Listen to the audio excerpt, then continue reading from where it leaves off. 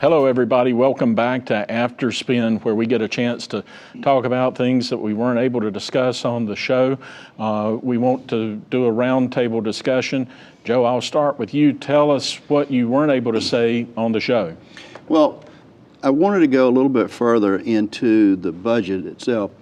The budget is an estimate.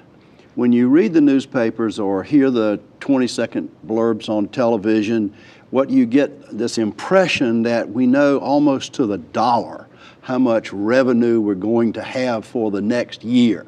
That's not true at all. We have good fiscal research staff with the General Assembly. The governor has good research people, and they can come pretty close most of the time. But there are always hiccups during the year in the allocation of the state resources. And because of that, you not only need a good rainy day fund is the current vernacular, but you need a cushion, you need a shock absorber. And you build those into the budget, and it's always balanced because you always are estimating. So you can estimate what you need and you can estimate what your shock absorber is, and it all comes out constitutionally correct. It really comes down to cash flow management for sure. Chris Fitzsimons, tell us what you weren't able to tell us on the show. You asked us during the show this week who were the winners and losers during the budget. And the budget, is a long document, $21 billion. There's all sorts of decisions in there, and there are always ones that, well, a lot of these puzzle me, but one especially I think is puzzling is the lowest paid school employees got the lowest raise. So if you are a custodian in state government, you got $1,000 a year. If you clean up the Department of Agriculture at night, you get a $1,000 raise. If you clean up a public high school, you get $500. And so do teacher assistants. So they made the decision, if local governments, I suppose, can kick that in, but local governments don't have any money. So I thought it was an odd thing to give across the board raises and then tell some people, the lowest paid people in our public schools, we're going to stop with you, we're only going to give you half as much.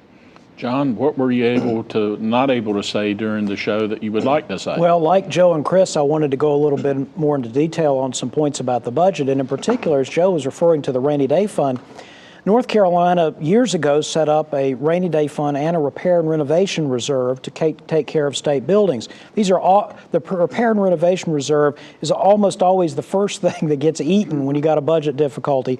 We've got to do more work there, and what we actually should consider is building up a reserve, a counter-cyclical reserve that would fund construction projects when recessions happen. Because on the one hand, spending, John? we're going to build buildings anyway. The question is, when do you build them? And actually, when you have recessions, you need to have revenue stored up to cover your current operations. But that's a good time to buy things because prices are cheap.